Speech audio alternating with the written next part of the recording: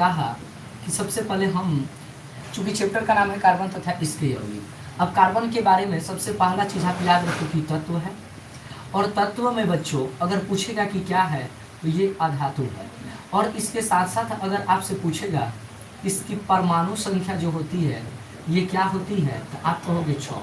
इसके साथ साथ अगर कहते कि कार्बन का जो इलेक्ट्रॉनिक विन्यास होता है, इलेक्ट्रॉनिक है ना, इलेक्ट्रॉनिक विन्यास होता है, ये क्या होता है अगर मेरे बच्चे पूछ ले तो आप कहोगे कि 1s2 2s2 और 2p2 होता है। कार्बन का इलेक्ट्रॉनिक विन्यास अगर आपसे पूछ दे तो ये होता है। अगर आपसे पूछ दे कि इसमें संयोजी इलेक्ट्रॉनों की संख्या, संयोजी है ना, इसमें संयोजी इलेक्ट्रॉन कितने होते हैं तो वो 72 कक्षा के इलेक्ट्रॉन होते हैं 4। अगर आपसे पूछ दे इसमें कोर इलेक्ट्रॉन कितने होते हैं तो आपका जवाब रहेगा कि सर इसमें जो कोर इलेक्ट्रॉन है वो 2 है। संयोजी इलेक्ट्रॉन को छोड़कर बाकी जो इलेक्ट्रॉन बच जाते हैं वो कोर इलेक्ट्रॉन होते हैं।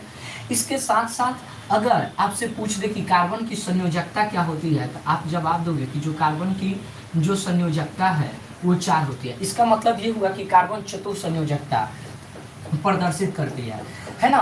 तो ये आपको कुछ महत्वपूर्ण चीजें बताया गया जिसको आप अच्छे से जो है याद जो है कर सकते हैं।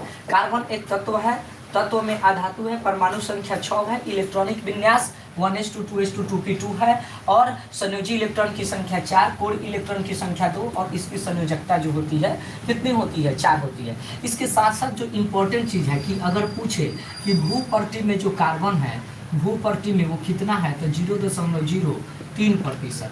अगर आपसे पूछे CO2 के रूप में जो कार्बन होता है कितना होता है तो 0.02%।